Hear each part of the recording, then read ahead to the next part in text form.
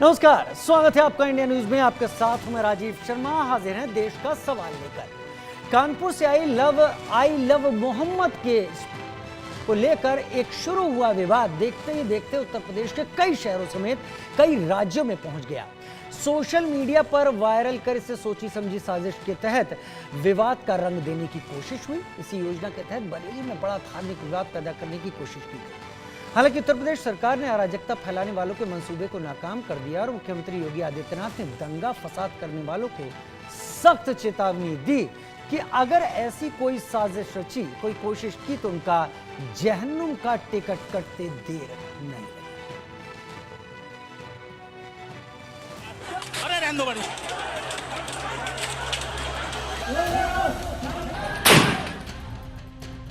बरेली में I love Mohammad का चढ़ा बुखार योगी सरकार ने उतार दिया है। 26 सितंबर को जुमे की नमाज के बाद आई लव मोहम्मद के समर्थन में बरेली की सड़कों पर जो अराजकता फैलाई गई, जो बवाल काटा गया, उसकी प्लानिंग सुनियोजित तरीके से की गई थी। यूपी के कई शहरों में आई लव मोहम्मद की आड़ में माहौल बिगाड़ने को लेकर मुस्लिम समुदाय के कुछ असामाजिक तत्वों के दिमाग में चल रहे फितूर को अब यूपी सरकार जड़ से कुचलने का मन बना चुकी है। बरेली में उत्पात मचाने वालों को योगी सरकार ने जैसा सबक सिखाया है, यूपी सरकार वैसा ही सबक बाकी उपद्रवियों को सिखाएगी। बरेली से पहले कई शहरों में इस तरह की रैलियां और जुलूस निकाले गए। योगी की पुलिस ने ऐसे लोगों को कड़ी चेतावनी दी, आगाह किया कि हिंदुओं के त्योहार के दौरान किसी भी तरह की उकसावे की साजिश नाकाम कर दी जाएगी। बवालियों ने कई जगहों पर पुलिस को निशाना भी बनाया, लेकिन पुलिस ने संयम से काम लिया। हल्का बल प्रयोग कर भीड़ को खदेड़ते हुए चेतावनी भी दी। बावजूद इसके बरेली में शुक्रवार को जो कुछ हुआ, उससे सरकार का सब्र जवाब दे गया। बरेली हिंसा के सूत्रधार मौलाना तौकीर रजा की गिरफ्तारी तो हुई ही, 14 दिनों के लिए जेल भी भेज दिया गया। अब योगी सरकार ने ऐसे उपद्रवियों को न सिर्फ बरेली की तरह सबक सिखाने की, बल्कि जहन्नुम भेजने की बात कही है। सीएम योगी ने ताकीद करते हुए कहा कि अराजकता कतई स्वीकार नहीं है, बिना मांगे जहन्नुम का टिकट कटवा देंगे। लातों के भूत बातों से नहीं मानते, दुस्साहस करोगे तो वैसे ही पिटोगे जैसे बरेली में पीटे गए। मुख्यमंत्री योगी आदित्यनाथ ने बरेली में बच्चों की आड़ लेकर बवाल मचाने वालों को भी कड़ी चेतावनी दी और कहा कि अराजकता फैलाने वाले बच्चों का भविष्य बर्बाद कर रहे हैं। आज चौराहे चौराहे पर जाकर के कितने कमजोर और कायर हैं। छोटे छोटे बच्चों को जिनके हाथों में कलम होनी चाहिए, जिनके हाथों में नोटबुक होनी चाहिए, जिनके हाथों में विज्ञान और गणित की पुस्तकें होनी चाहिए, उनके हाथों में आई लव मोहम्मद का पोस्टर देकर के, तख्तियां देकर के समाज में अराजकता पैदा करने का कार्य कुछ लोग कर रहे हैं। इनको यह भी नहीं मालूम कि उनकी जिंदगी तो बर्बाद है ही है, लेकिन इन बच्चों की भी जिंदगी को ये लोग बर्बाद करने पर उतारू हो रखे हैं। हिंदू त्योहार के मौके पर हिंसा और उत्पात मचाकर माहौल बिगाड़ने वालों के खिलाफ साधु संतों से लेकर आम लोगों में भी गुस्सा है। अराजक तत्वों के खिलाफ लोग योगी के बुलडोजर एक्शन की मांग कर रहे हैं। आई लव मोहम्मद के जवाब में आई लव महादेव और आई लव बुलडोजर का कैंपेन चला रहे हैं। तस्वीरें वाराणसी की हैं।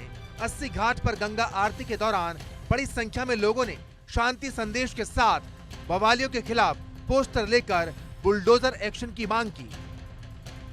अलीगढ़ में करणी सेना ने आई लव मोहम्मद के खिलाफ आई लव सनातन की मुहिम शुरू की। कानपुर से शुरू हुए आई लव मोहम्मद के विवाद पर राजनीति भी जारी है। पिछले कई दिनों से आई लव मोहम्मद के नाम पर यूपी के शहर शहर में नफरत और धार्मिक उन्माद भड़काने की कोशिश की जा रही है, लेकिन एआईएमआईएम अध्यक्ष असदुद्दीन ओवैसी को इसमें कुछ भी गलत नहीं लगता। इसमें कौन सा एंटी नेशनल बात है, इसमें कौन सा वायलेंस का प्रमोशन का बात है। जब लव से लव आ रहा है तो उसमें आपको तकलीफ क्यों हो रही है? इसका मतलब आप लव के खिलाफ हैं, आप मोहब्बत को मानते ही नहीं है। वो मुगल आजम का एक गाना था, जिंदाबाद जिंदाबाद मोहब्बत जिंदाबाद, दोबारा प्ले करना पड़ेगा इन लोगों के लिए। देखिए एक बात प्लीज समझिए, आर्टिकल 25 संविधान में क्या, फ्रीडम ऑफ रिलीजन। अगर मैं जिसमें मुझे मोहब्बत है, और मुसलमान उस वक्त तक मुसलमान नहीं होता जब तक कि वो प्रॉफिट मोहम्मद को अल्लाह का आखिरी नबी रसूल ना माने, और उस वक्त उसका ईमान मुकम्मल नहीं होता जब तक कि वो दुनिया में तमाम चीज़ ज़्यादा प्रॉफिट मोहम्मद को चाहे। ये संघ परिवार और आरएसएस बीजेपी के लोग कभी सोच भी रहे हैं कि भारत में 18-19 करोड़ मुसलमान रहते हैं, जो सब कॉन्टिनेंट हो या एशिया में सबसे ज्यादा यहां पर रहते हैं, आप क्या मैसेज दे रहे हैं दुनिया को, क्यों ऐसा कर रहे हैं भारत के बारे में आप लोग? यूपी में अगले ही साल पंचायत चुनाव होने वाले हैं। चुनाव को लेकर ध्रुवीकरण की राजनीति भी शुरू हो चुकी है। आई लव मोहम्मद विवाद में समाजवादी पार्टी भी कूद पड़ी है। लखनऊ में आई लव योगी के पोस्टर लगाए गए तो समाजवादी पार्टी भी पोस्टर वार पर उतर आई। लखनऊ में समाजवादी पार्टी के दफ्तर के बाहर आई लव अखिलेश के पोस्टर लगाए गए हैं। इनमें आई लव सामाजिक सौहार्द, I love Samajwadi party, I love धरती पुत्र के लाल, श्री अखिलेश जैसे स्लोगन लिखे हैं। राजनीतिक दल भले ही चुनावी रणनीति के तहत ध्रुवीकरण की राजनीति कर रहे हों, लेकिन यूपी में दंगा फसाद, हिंसा आगजनी करने वालों को योगी सरकार ने सीधा और साफ संदेश दे दिया है। अराजकता फैलाई, गजवाए हिंद का सपना देखा, धर्म की आड़ लेकर अपने मंसूबों को अंजाम देने की कोशिश की तो फिर हश्र भी वैसा ही होगा। Bureau report, India news. नफरत फैलाने का अगर ट्रेंड हुआ तो फिर योगी सरकार क्या कहेगी, क्या करेगी, इशारा कर चुके हैं मुख्यमंत्री योगी आदित्यनाथ। लेकिन देश का सवाल क्या है इस मुद्दे से जुड़ा हुआ। आई लव मोहम्मद के जरिए क्या त्योहारों में बाधा डालने की साजिश रची जा रही है? इसका सहारा लेकर वो उन्माद फैलाने की कोशिश की जा रही है, जो उन्माद ऐन त्योहारों के मौके पर, ऐन दिवाली या वैसे मौके पर जब देश आर्थिक रूप से बहुत ज्यादा तेजी से बढ़ रहा होता है, खास तौर पर इसी दौरान, तब ये विवाद पैदा करके उन्माद फैलाने की कोशिश। क्या ओवैसी और तौकीर का बयान विवाद में घी डालने का काम कर रहा है, इस आग को और भड़का रहा है? क्या योगी का बयान सांप्रदायिकता फैलाने वालों के लिए अब एक सख्त चेतावनी है कि जो कर चुके, अगर अब सोचा तो फिर जहन्नुम का रास्ता तय करवाना सरकार की जिम्मेदारी। लेकिन क्या गजवाए हिंद के लिए आई लव मोहम्मद का विवाद पैदा किया जा रहा है? गजवाए हिंद को लेकर बहुत सारे कट्टरपंथी तत्व, आतंकवादी और असामाजिक तत्व इसका सहारा लेते दिखाई पड़े हैं कि हम गजवाए हिंद कर देंगे और भारत को पूरी तरीके से कब्जे में ले लेंगे। ये सारी चीजें इस पूरी घटनाक्रम के आसपास घूमती हुई दिखाई पड़ती हैं, लेकिन है क्या असल में? मुख्यमंत्री योगी आदित्यनाथ क्यों कह रहे हैं कि छोटे बच्चों के हाथ में कलम की जगह अगर आप उनके हाथ में नारों के पोस्टर पकड़ाकर और पीछे आप कहीं छुपकर इस तमाशे को डायरेक्शन दे रहे हैं या अपनी पहचान छुपाए हुए हैं, तो फिर हम बहुत कड़े कदम के लिए तैयार हो चुके हैं। खास मेहमान हमारे साथ इस वक्त जुड़ रहे हैं। हमारे साथ राजू दास जी, आपको दिखाई पड़ रहे होंगे, मैं हनुमानगढ़ी। राजू दास जी, बहुत स्वागत है हमारे साथ जुड़ने के लिए आपका। आचार्य शैलेश तिवारी मेरे साथ वैदिक स्कॉलर के तौर पर जुड़ गए, और डॉक्टर मतीन खान मेरे साथ अध्यक्ष मुस्लिम लीग उत्तर प्रदेश जुड़ गए। डॉक्टर मतीन खान, बहुत स्वागत है आपका। आपके जरिए इस सारे विवाद को हम पहले समझ लेना चाहेंगे। राजू जी और शैलेश जी थोड़ा इंतजार करेंगे तो ज्यादा बेहतर। डॉक्टर मतीन, जो स्थितियां पैदा हो रही हैं, मुख्यमंत्री योगी आदित्यनाथ ने एक बात कही कि मैं देख रहा हूं कि जिनको जो विरोध करने के लिए सारी चीजों के पीछे हैं वो तो नहीं है, उन्होंने छोटे छोटे बच्चों को पोस्टर पकड़ाकर आगे निकाल दिया है जिनके हाथ में कलम होनी चाहिए, और स्थितियां आई लव मोहम्मद से परहेज की नहीं है, उस प्रदर्शन के बाद पैदा होने वाली स्थिति को लेकर है, जहां पर अक्सर ये जुलूस एक तोड़फोड़ आगजनी में बदल जाते हैं। आपका टेक क्या है डॉक्टर मतीन खान?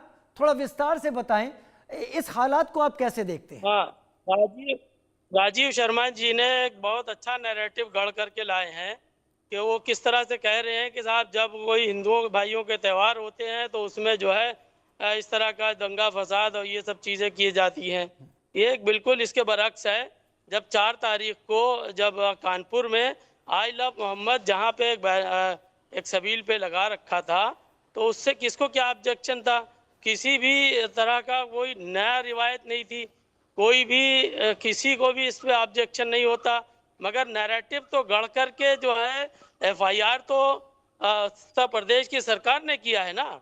सारा मामले का सारा जड़ जो है वो उत्तर प्रदेश सरकार के जो पुलिस के अधिकारी हैं उन्होंने एफआईआर करके जो माहौल को खराब किया है।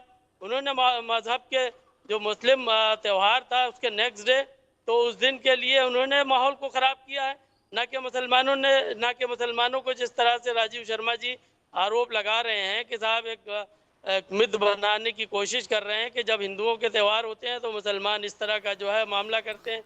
इसको प्रशासन चाहता था, शासन चाहता अगर, तो उसी दिन मामला निपट सकता था। क्या जरूरत थी उनको एफआईआर करने की? जब वो नैरेटिव ही नहीं था तो उसमें एफआईआर करने की क्या जरूरत थी? और किसको जो है ऑब्जेक्शन है? क्या जिस अंदाज में इस तरह का ये जो माहौल क्रिएट किया गया है, इस हिंदू मुस्लिम के राजनीति से फायदा तो बीजेपी को ही होता है ना। बीजेपी ही इस तरह का नैरेटिव गढ़ करके हिंदुओं और मुसलमानों में नफरत पैदा करके और वोट को हासिल करने का काम करती है। तो उससे मुसलमानों का तो कोई फायदा है नहीं। मुसलमानों का तो कोई ऐसा तो है नहीं कि मुस्लिम लीग वहां पर इलेक्शन लड़ रही है कि वो नैरेटिव गढ़ेगी और उससे उसको फायदा होगा, मुसलमान मुस्लिम लीग की तरफ जाएंगे, दूसरे दूसरी तरफ जाएंगे। ऐसा तो फायदा तो सिर्फ बीजेपी को होता है, स्ट्रेट फॉरवर्ड। अच्छा डॉक्टर मतीन अहमद, मैं कुछ बोलूं? हाँ बोले। हाँ, आपने तो पूरा का पूरा ठीकरा मुझ पे फोड़ दिया, जबकि मैंने उत्तर प्रदेश सरकार का जिक्र करते हुए सारी बात कही थी। खैर वो आपकी सोच, मैं उसी को तो निकलवाना चाहता हूं। लेकिन आपसे एक सवाल मैं पूछना चाहता हूं। ये कानपुर में हुआ था, मान लीजिए कानपुर में प्रशासन की किसी एक की गलती थी, बरेली में क्यों हुआ, मुंबई में क्यों हुआ, मध्य प्रदेश में क्यों हुआ? आपको याद है हरियाणा के मेवात में एक मंदिर के ऊपर हमला हुआ था, क्या उसके जवाब में पूरे देश में सनातनियों को आग लगा देनी चाहिए? आप समर्थन करते हैं इन चीजों का? नहीं, कहीं पर भी किसी भी धार्मिक स्थल पर, चाहे वो मुसलमान का हो, सिख का हो, ईसाई हो, हिंदू हो, कोई भी, तो ये भी 12 वफात का मौका था, ईद मिलादुन नबी का मौका था। सुनिए आपकी कट्टरता मैं इस चैनल पे ही सामने रख देता हूं। आपने अब तक ये नहीं बोला कि बरेली में क्यों हुआ, इंदौर में क्यों हुआ, जबलपुर में क्यों हुआ, मुंबई में क्यों हुआ, हर जगह वहां हो रहा है, बढ़िया है। अगर सनातनी आग लगा दें अपने ऐसे ही त्योहार पर पत्थरबाजी को लेकर, आप समर्थन करेंगे? दुनिया के किसी भी गोशे में अल्लाह के रसूल सल्लल्लाहु अलैहि वसल्लम के पोस्टर, तो ये चीज क्या हिंदू धर्म की आप स्वीकार करते हैं? मान लीजिए जो हमले हुए थे, क्या आप मानते हैं, आप कहते हैं हक है उनको भी आग लगा देनी चाहिए? ऐसा हमने किया तो उनको भी कर। मैं आग लगाने की तो बात ही नहीं कर रहा हूं। यही कट्टरता तो मैं आपकी निकालना चाहता हूं। ठीक है राजू दास जी,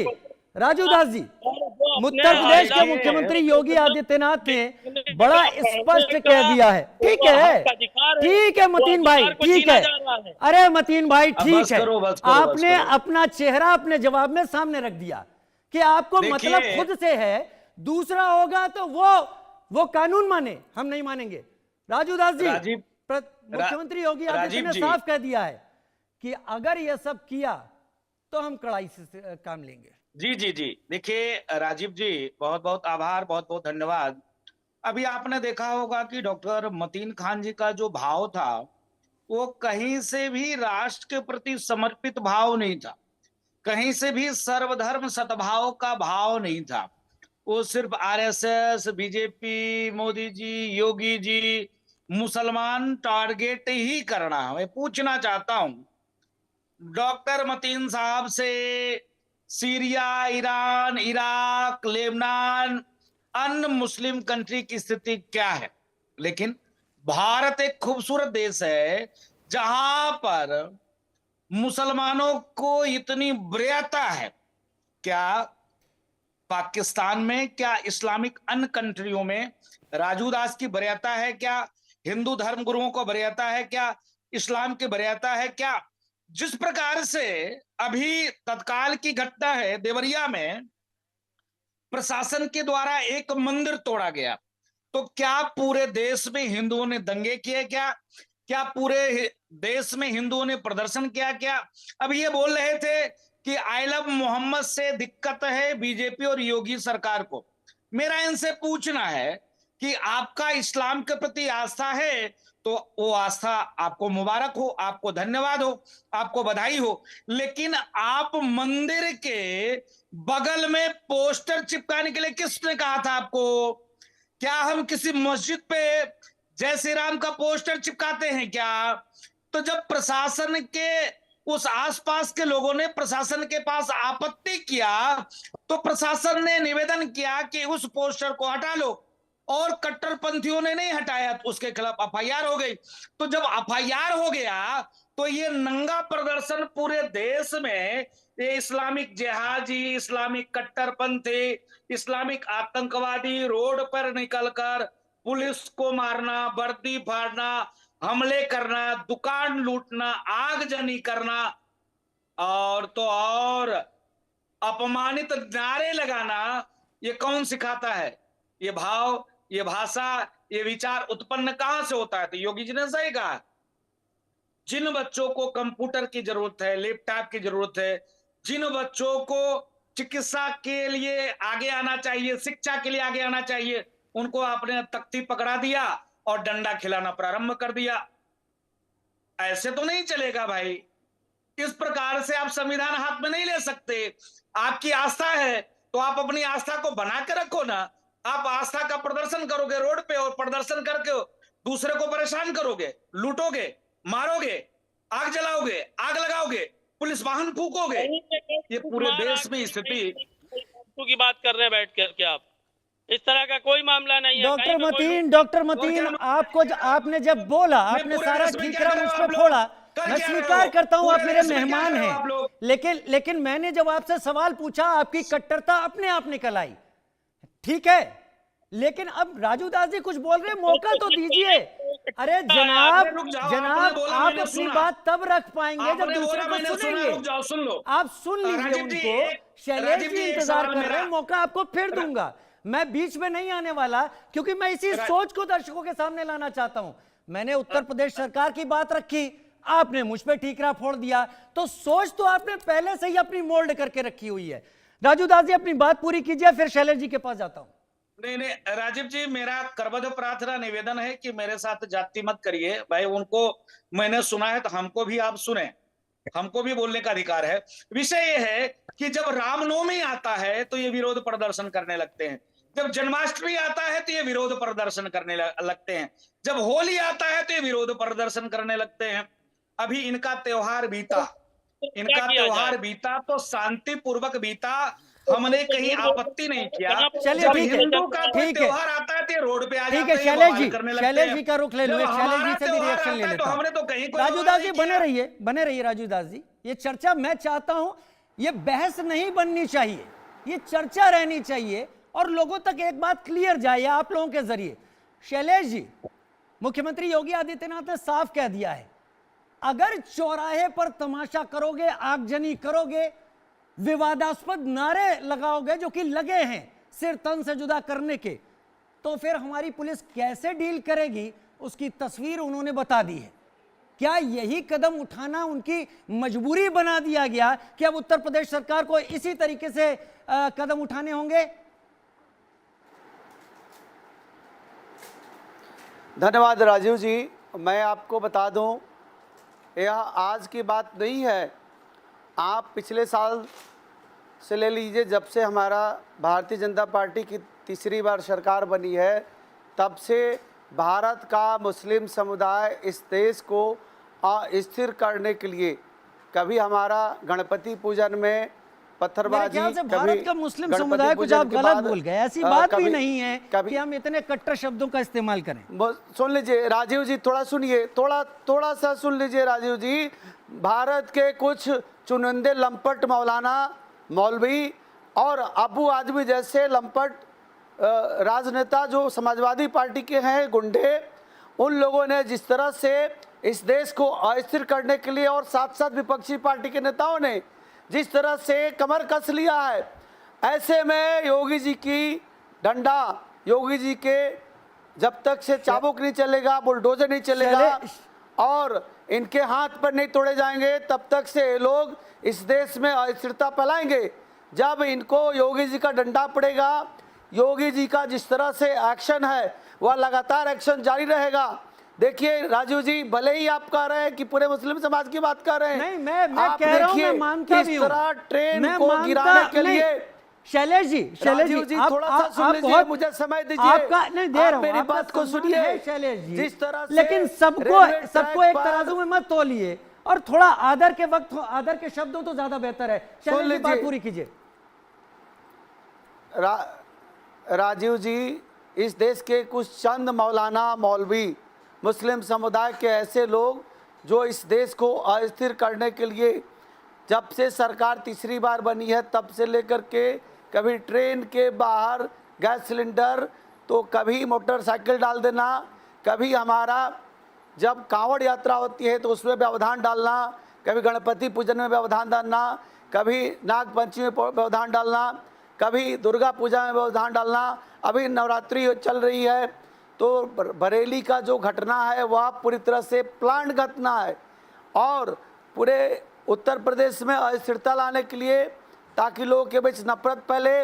और जिस तरह मुलायम यादव की सरकार में दंगे हुए थे, उस तरह से उत्तर प्रदेश में दंगा कराने के लिए जिस तरह से मैं चंद की बात कर रहा हूँ, सबकी बात नहीं कर रहा हूँ, चंद मुस्लिम मौलाना मौलवी और कुछ कट्टर नेता अबू आजमी जैसे लोग, उन लोगों ने जिस तरह से अपना वक्तव्य देना शुरू किया है, इससे राज्य में और देश में अस्थिरता फैली है।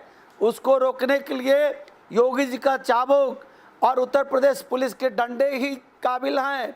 उत्तर पुलिस इनके पैर हाथ तोड़े, इनके कमर पर डंडे मारे, तब इनको पता चलेगा कि क्या होता है इस देश को अस्थिर करने का सजा। या देश को अस्थिर करने के लिए कमर कस चुके हैं कुछ मौलाना मौलवी जो लगातार भाषण दे रहे हैं देश को अस्थिर करने के लिए, और ये चाहते हैं कि जिस तरह से नेपाल में घटना घटी उस तरह भारत में भी घटना घटे। लेकिन हमारे देश में योगी जी जैसे जाबाज और हमारे अमित भाई शाह जैसे एक जाबाज गृह मंत्री हैं जो ऐसा नहीं होने देंगे। ठीक है, ठीक है, ऐसा होना भी नहीं चाहिए, कट्टरता ऐसा होना भी नहीं चाहिए। उसे अगर वो नहीं होने देंगे तो अच्छी बात है, क्योंकि ऐसा होना भी नहीं चाहिए। इस तरीके की अशांति, इस तरीके की नफरत कम से कम अब नहीं, बहुत फैली भारतीय समाज ने। लेकिन शुक्रवार की अगर बात करें, बरेली में जो हिंसा हुई, पुलिस की जांच में जो सामने आया, वो किसी बड़े और खतरनाक साजिश की ओर इशारा करता दिखाई पड़ रहा है। मैं पुलिस की जांच कह रहा हूं क्योंकि ये कोर्ट के सामने भी जाने वाली है। देश का सवाल में बता देते हैं, बरेली हिंसा में क्या बड़ा खुलासा हुआ है। मौलाना तौकीर रजा है, शहर में अचानक हिंसा नहीं भड़की, पुलिस का यह कहना है ये सोची समझी साजिश थी, ये बवाल किया गया। अचानक कैसे लोग एक साथ आ जाएंगे? सबको बुलाने के लिए एक पूरा का पूरा चैनल काम करता है, तब होती हैं चीजें। 7 दिनों से रची जा रही थी साजिश कि हां ऐसा कुछ करना है। तौकीर की पार्टी इत्तेहाद मिल्लत काउंसिल ने इस साजिश को ये रचा था, जो हम बता रहे हैं यहां पर। आईएमसी के प्रवक्ता नफीस, 21 सितंबर का वीडियो उसका वायरल हुआ था। नफीस ने इंस्पेक्टर का हाथ काटने की धमकी दी थी। देखिए, ये है असामाजिक तत्व कि हाथ ही काट देंगे या सर काट देंगे। अपनी बात इस तरीके से, आई लव मोहम्मद का पोस्टर जो पुलिस हटाने गई थी, जिस पर अभी हमारे साथ राजू दास कह रहे थे कि वो दूसरे धर्म की किसी आस्था के केंद्र पर लगाया गया था, उस शख्स ने कहा हम हाथ काट देंगे, पुलिस इंस्पेक्टर का भड़काऊ बयान। आईएमसी के पूर्व जिलाध्यक्ष नदीम खान ने सीए एनआरसी के विरोध का पैटर्न इस दौरान अपनाया। हिंसा के दौरान नाबालिगों को आगे कर दिया गया, जिससे कि उन पर अगर सरकार कोई कदम उठाए तो फिर यह कहा जा सके कि बच्चों को नहीं बख्श रही है सरकार। 55 चुनिंदा लोगों को व्हाट्सएप कॉल किए गए। व्हाट्सएप कॉल क्योंकि वो उनका पता लगाना मुश्किल है। भीड़ जुटाने के लिए कईयों को मैसेज भी भेजा गया। व्हाट्सएप कॉल के जरिए 1600 लोगों की भीड़ इकट्ठा की गई और इसके जरिए तनाव की जो हालात स्थितियां पैदा की गई वो धीरे धीरे दूसरे जगहों पर दिखाई पड़ने लगी। मैंने मतीन भाई का ही मैं रुक कर लेता हूं। मतीन भाई, मैं आपको भी नहीं रोकूंगा, जैसे मैंने शुरू से ही आप तीनों को नहीं रोका। एक लिमिट आप अपनी बात रखें, उसके बाद फिर मैं किसी और के पास जाऊंगा। उत्तर प्रदेश के मुख्यमंत्री योगी आदित्यनाथ ने ये सब देखने, मैं एक बात यहां आपको बोल देना चाहता हूं, ये जो फैक्ट फाइंडिंग है ये पुलिस की जांच में सामने आई है, इसे कोर्ट में भी जाना होगा और वहां साबित भी होना होगा, तब तक का हम इंतजार करते हैं। लेकिन ये चीजें पुलिस की जांच में, मुख्यमंत्री कह रहे हैं कि लगता है कुछ लोग किसी और भाषा में समझना चाहते हैं और हम उनको उसी भाषा में समझा भी देंगे। योगी आदित्यनाथ के इस बयान को आप किस तरीके से लेते हैं? देखिए, जैसा कि राजू दास जी अभी कहते हैं कि किसी धार्मिक स्थल की जगह, अरे वो पंडाल लगाया था वहां पर लगाया था, किसी धार्मिक स्थल की जगह पे नहीं लगाया था। ये झूठ परोसने का काम बंद करें। मंदिर के बगल में, मंदिर के बगल में, मंदिर के बगल में, मंदिर के बगल में। राजू भाई सुन लीजिए, उसके बाद आप अपनी बात रखिएगा। पहले मतीन भाई को सुन ले। मतीन भाई, दूसरी बात यह है कि वहां पर भाई जहां से फसाद की जड़ पड़ी है वो कानपुर है, तो कानपुर के उस स्थिति की जांच कर ले, जो कसूरवार हैं उनको सजा दे दी जाए। फिर उसके रिएक्शन में जो भी प्रोग्राम कहीं पर भी, चाहे वो बरेली हो या महाराष्ट्र हो या जहां जहां पर भी हुआ है, तो वो उसी की जड़ है ना। वो फसाद तो बर्पा करने के लिए एक वेल प्लान प्रोग्राम कराया गया कि साहब इनको ऐसे नहीं तो ऐसे कहा जाए, क्योंकि मोहम्मद रसूलुल्लाह सल्लल्लाहु अलैहि वसल्लम के दुनिया में करोड़ों अरबों आशिक हैं। नहीं, मोहम्मद तो उनके हैं क्या नाम पे देश को जलाने के लिए? लगाया गया, उस पर आपत्ति हुई, उसको हटाया गया। और राजू दास जी आ रहा हूं, शैलेश जी आ रहा हूं, पहले उनको मैं वक्त दे दूं, एक मिनट। पहले वो लगातार अपनी बात रख दें, अगर बीच में आप बोलते रहेंगे ये बहस हो जाएगी। मैं आपको भी पूरा मौका दूंगा। मतीन भाई, आपको जो भी इनपुट अपनी तरफ से पता हो वो आप सामने रखिए, मेरे दर्शक उसे भी सुनेंगे और राजू दास को भी। वही फैक्ट्स एंड फाइंडिंग की बात बता रहा हूँ कि वहां पर जो भी बैनर लगा था वो किसी भी धार्मिक स्थल के पास में नहीं लगा था। वो एक पंडाल लगता है और कई सालों से लग रहा है, वहीं पे लगा था। बस वहां पर जुलूस मोहम्मदी की जगह पे आई लव मोहम्मद सल्लल्लाहु अलैहि वसल्लम का बैनर लगा था। उसी बात को लेकर के वहां पर एफआईआर की गई और लोगों को एफआईआर की गई, बेवजह का इशू क्रिएट किया गया। अब रही बात योगी आदित्यनाथ जी की, मुख्यमंत्री हैं, क्या मुख्यमंत्री की भाषा ये होती है?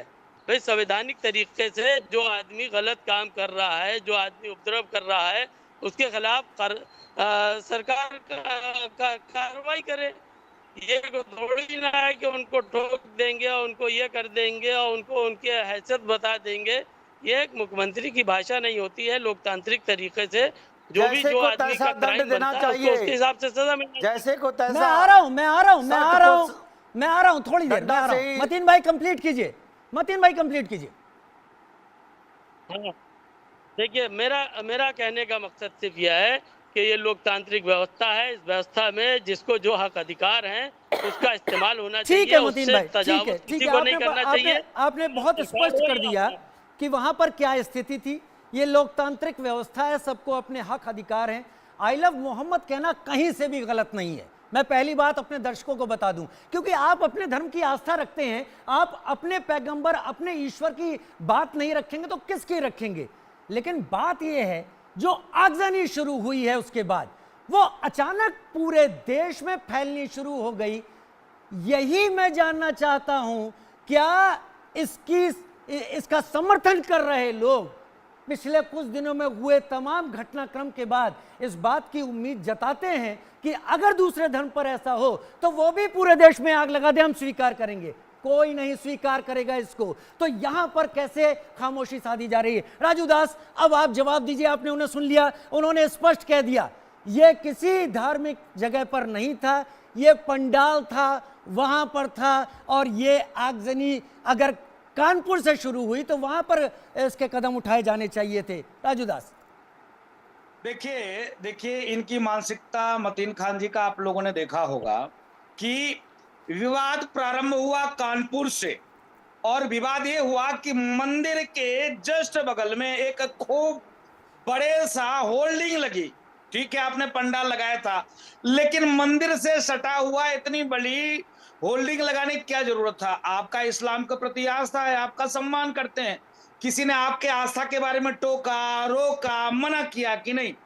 जब विभिन्न संगठनों ने, सामाजिक संगठनों ने एक आपत्ति किया प्रशासन के सामने में कि भाई मंदिर के बगल में इस प्रकार से नहीं होना चाहिए, हम किसी मस्जिद के बगल में, मस्जिद पर हम जय श्री राम और राम जी का फोटो, कृष्ण जी का फोटो नहीं लगाते हैं।